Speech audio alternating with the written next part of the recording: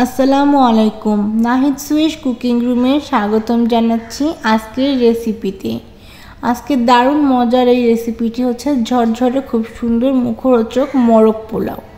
এত সুন্দর মোরগ পোলাও আপনি যদি এই রেসিপিটা ফলো করে তৈরি করেন তবে প্যাকেট করে কিনে আনা বা রেস্টুরেন্টে যে খাওয়ার কথা একদম ভুলে যাবেন, ইচ্ছেই করবে না। আর একদমই সহজ, একদমই সোজা, খুবই মজাদার। এবং এটা চিকেন মোরগ মানে চিকেন যেটা দিয়ে করা, এটা হচ্ছে ব্রয়লার চিকেন, কোনো গন্ধ আসবে না আর খেতে খুবই সুস্বাদু হবে। বাড়িতে একবার ট্রাই করতে পারেন। আর এটা করতে হাতের কাছে থাকা খুব সিম্পল জিনিস দিয়ে তৈরি করা যাবে, শুধু মোরগটা হলেই হবে। আর এর জন্য আমি মোরগের থেকে দুজনের রেসিপি করেছি। আমি যে বড় সাইজের মোরগের রান লেগ পিস নিয়েছি, রান নেওয়া যেতে পারে। আদা, রসুন, লবণ এবং গোলমরিচ ক্রাশ করে আমি এটা মাখিয়ে রেখেছি 1 ঘন্টা। ঢাকনা দিয়ে ফ্রিজে রেখে দেবেন। এরপরে একটা পাত্রে তেল গরম করে এর মধ্যে আমি আলু দিচ্ছি। অনেকে দেয় না, আবার অনেক সময় খেয়ে দেখেছি যে আলু দিলে ভালোই লাগে। এটা আপনারা অপশনাল, ইচ্ছে হলে দিতে পারেন, না হলে নয়। সামান্য লবণ আর একটু হলুদ দিয়ে এটাকে ভেজে নেব। ভাজাটা মাংসর ভাজা যেরকম আলু হয় বিরিয়ানিতে যেরকম করে দিয়ে থাকি ঠিক সেভাবে করেই দিতে হবে। খুব ভালো করে এটাকে ভেজে নিতে হবে। ভালো করে ভাজলে আলুটা একটু হলুদ হলুদ দেখা যাবে আর কালারফুল হবে, দেখতে অনেকটা সুন্দর দেখা যাবে। নাড়াচাড়া করে ভাজতে হবে যেন এটা লেগে না যায়। খুব ভালো করে ভাজা হয়ে গেলে এটাকে আমরা তুলে নেব।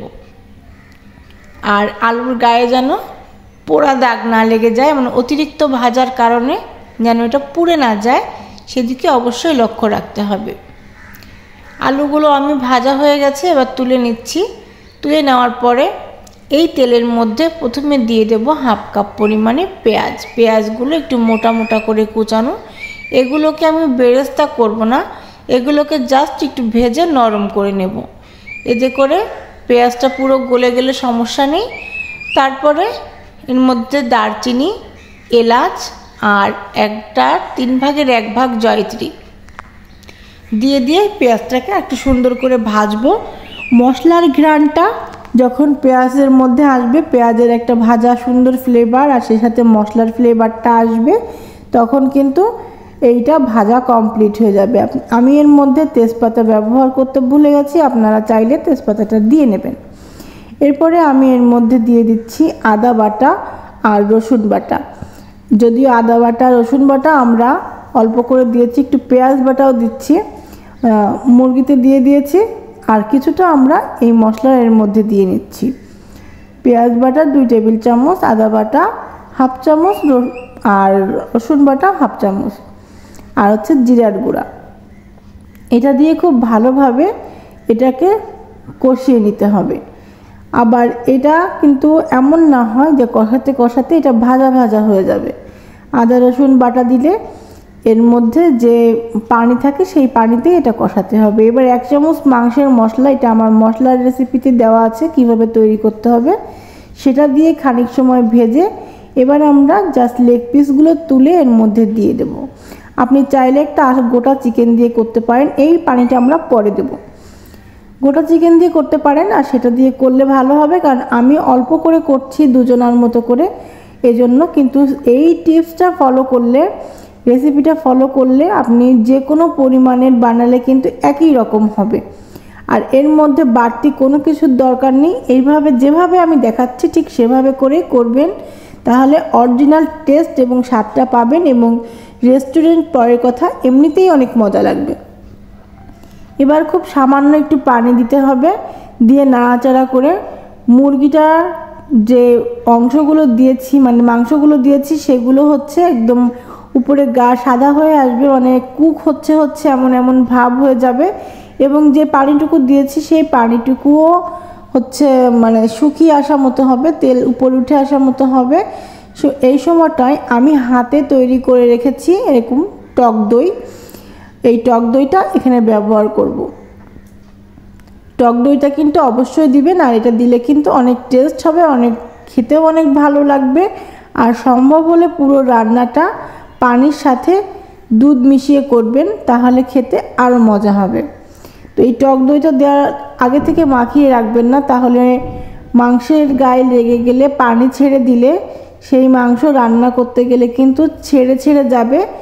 আর এই মোরগ পোলাও বা চিকেন পোলাও যাই বলেন, এটা কিন্তু খুব সহজে ভালো হবে না। সাধারণত আমরা দেখি যে মোরগ পোলাও বলতে সাদা পোলাওয়ের মধ্যে শুকনো মুরগির একটা পিস পাওয়া যায়, সেটা খেতে একদমই ভালো লাগে না। তবে এভাবে করে খেলে অনেক দারুণ লাগে। আর আমি এরকম একটা মোরগ পোলাও খেয়েছি বলে আমি মোরগ পোলাওটা এভাবে করে তৈরি করেছি। আলুগুলো দিয়ে আমি এটাকে ঢেকে দেব 10 মিনিটের জন্য।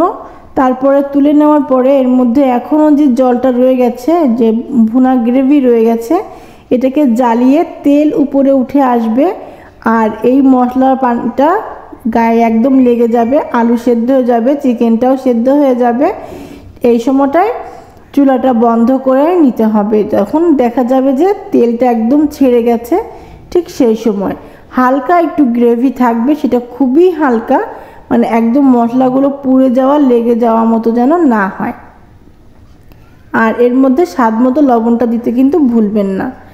আর চাইলে আপনারা এর মধ্যে খুব সামান্য 1/4 স্পুন চিনি দিতে পারেন, তাহলে কিন্তু টেস্টটা আরও ভালো আসবে। আর তেলটা উঠে এসেছে, এই মুহূর্তে আমি এটার চুলাটা বন্ধ করে এটাকে ঢেকে সাইডে রেখে দেবো, যাতে তেলটা খুব সহজেই উপরে ভেসে ওঠে। এবার একটি কড়াইতে আমি এর যে তেলটা উপরে উঠে এসেছে ওই তেলটাই নিলাম, মোরগ রান্না করার যে তেলটা, ওই তেলটাই নিব। ওর সাথে আমি একটু ঘি মিশিয়ে নেব। সাধারণত আমি মুরগি রান্না করার যে কোনো রেসিপিতে ঘি দেওয়া পছন্দ করি না, কারণ ঘিতে হচ্ছে একটা গাওয়া ফ্লেভার, আর মোরগের একটা অন্যরকম টেস্ট আর ফ্লেভার। তো এর একটার সাথে আর একটা যায় না আমার তাই মনে হয়, তবুও আমি একটু দিলাম। আপনারা চাইলে নর্মাল কুকিং অয়েল দিয়ে রান্না করে এখানে আপনারা গোলাপ জল বা কেওড়া জল ইউজ করতে পারেন। এবার এলাচ, দারচিনি, আবার ও জয়িত্রী ওই 3 ভাগের 1 ভাগ দিলাম। দিয়ে এই চালটাকে আমি সবার আগে কাজ করতে আসার আগে আমি এটাকে প্রথমেই পানি দিয়ে ভিজিয়ে পানিটা ঝরিয়ে রেখেছিলাম। এতে করে যেটুক পানি এর গায়ে লেগে শুকিয়ে এটা ঝরঝরে হয়ে গেছে। এতে করে এটা ভিজিয়ে রাখা এবং পানি ঝরানো দুটোর কাজই হয়েছে। কারণ চালটা যদি আগে থেকে ভিজিয়ে রাখা হয়, তারপর যদি সেই চালটা পানি ঝরিয়ে নেওয়া হয়, 30 মিনিট ভিজিয়ে পানি ঝরিয়ে নিলে ভাতটা কিন্তু খুব ঝরঝরে হয়। আর এই জিনিসটা ফলো করলে যে কোনো পোলাও, বিরিয়ানি আর যে রেসিপি করেন, চালটা কিন্তু খুবই ঝরঝরে হবে। এবং সেই সাথে ঠিক মতন পানিটা ব্যবহার করতে হবে। পানিটা যদি পরিমাণ মতো ব্যবহার করা হয় আর এর ঠিক মতন ভাজা যদি একদম ঠিক হয়, তাহলে কিন্তু ভাতটা ঝরঝরে হবে। আপনার পোলাও বা রাইস জাতীয় যে কোনো রেসিপি একদম নো ফেল, আপনাকে কোনো কষ্ট করতে হবে না। শুধু 30 মিনিট চালটা ভিজিয়ে রেখে চালের পানিটা সম্পূর্ণ ঝরিয়ে তেলে ভেজে নেবেন, যতক্ষণ না পর্যন্ত চালের কালারটা পরিবর্তন হয়ে যাচ্ছে, চালগুলো ঝরা ঝরা ছাড়া ছাড়া হয়ে যাচ্ছে। তারপরে আপনি সেখানে গরম পানি ব্যবহার করবেন একদম চালের দ্বিগুণ। তাহলে কিন্তু পোলাও, বিরিয়ানি যাই করুন, সেটা রাইসটা কিন্তু একদমই পারফেক্ট হবে। এটা কিন্তু একটা টিপস। আর ভালো লেগে থাকলে সাবস্ক্রাইব করে, লাইক, কমেন্ট করে পাশে থাকবেন। কেমন হয়েছে জানিয়ে অবশ্যই কমেন্ট করতে ভুলবেন না। তো চালটা কিন্তু খুব ভালো করে আশেপাশে লেগে থাকা চালগুলোও নিয়ে নিতে হবে, বারবার করে ভাজতে হবে। আর যদি অনেক পরিমাণে করতে চান, তাহলে চাল ভাজাটা কষ্ট হয়ে যায়, তখন সেক্ষেত্রে চাল না ভেজে চাল ভিজিয়ে রেখে পানি ঝরিয়ে রাখবেন এবং চালের 1.5 গুণ পানি, ফুটন্ত পানি আগুনে ফুটিয়ে নেবেন। চালের 1.5 গুণ, 2 গুণ পানি চাল ভাজলে দেবেন, আর না ভাজলে 1.5 গুণ পানি দেবেন। যখন পানিটা ফুটে উঠবে তখন তার মধ্যে চালটা দিয়ে দেবেন, তাহলে কিন্তু পারফেক্ট রাইস হয়ে যাবে। এটা যদি চাল না ভেজে করতে চান। আমি কিন্তু দুটো টিপসই খুব সুন্দরভাবে দিয়ে দিলাম। এবার আমি এর মধ্যে গরম পানি না দিয়ে, আমার আসলে ভুল হয়ে গেছিলো, মনে ছিল না।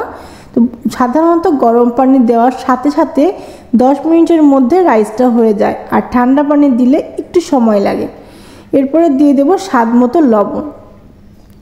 এর মধ্যে আপনি পানির বদলে দুধ ব্যবহার করতে পারেন, অথবা দুধ এবং পানি সমপরিমাণ মানে অর্ধেক অর্ধেক মিশিয়ে এর মধ্যে ব্যবহার করতে পারেন, অথবা 1 কাপ পরিমাণ দুধ এই পানির সাথে মিশিয়ে নিতে পারেন। এভাবে করে চালটা রান্না করতে একটু সময় লেগেছিল। 10 মিনিটে যেখানে ভাত হয় সেখানে হতে একটু টাইম লেগেছিল। তারপরে এই ঢাকনাটা উঁচু করলাম।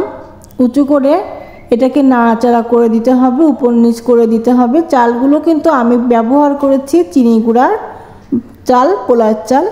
আপনারা চাইলে বাসমতি দিয়ে করতে পারেন, তবে এটার ঘ্রাণ ফ্লেভার আমার খুবই ভালো লাগে। বাসমতি চালটা দেখতেই খালি সুন্দর হয়, এটার আমি কোনো আলাদা ঘ্রাণ পাইনি, তবে এই চালটা দিয়ে ঘ্রাণটা যেমন ভালো আসে, খেতেও ভালো লাগে। আর এর মধ্যে কাঁচা ঝাল দিয়ে ঢেকে দিয়েছিলাম। আনফর্চুনেটলি আমার ঢাকুনটা ভেঙে যাওয়াতে আমি একটুখানি কেটে দিয়েছিলাম, ঢাকুনের হ্যান্ডেলটা ভেঙে গেছে।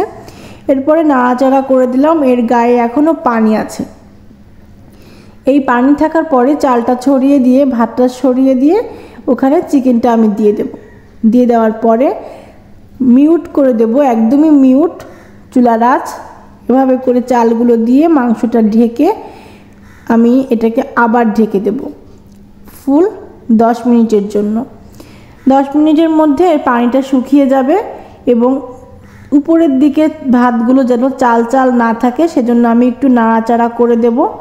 হালকা করে একটু নাড়াচাড়া করে উপরের চালগুলো জাস্ট একটু যাতে দম পায়। এখন কিন্তু চুলাটা পুরোপুরি বন্ধ। এভাবে করে নাড়াচাড়া করে এটাকে আমি আবার কিছু সময়ের জন্য এটাকে ঢেকে দেব।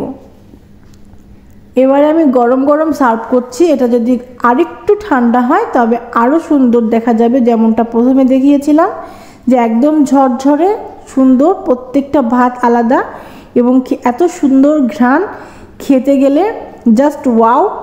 তো ভালো লাগলে লাইক কমেন্ট করে পাশে থাকবেন, পাশে থাকা বেল আইকনে ক্লিক করে রাখবেন, সাবস্ক্রাইব করবেন, আর কেমন হয়েছে জানাবেন। বাড়িতে তৈরি করলে পারফেক্ট হয়েছে কিনা বলতে ভুলবেন না।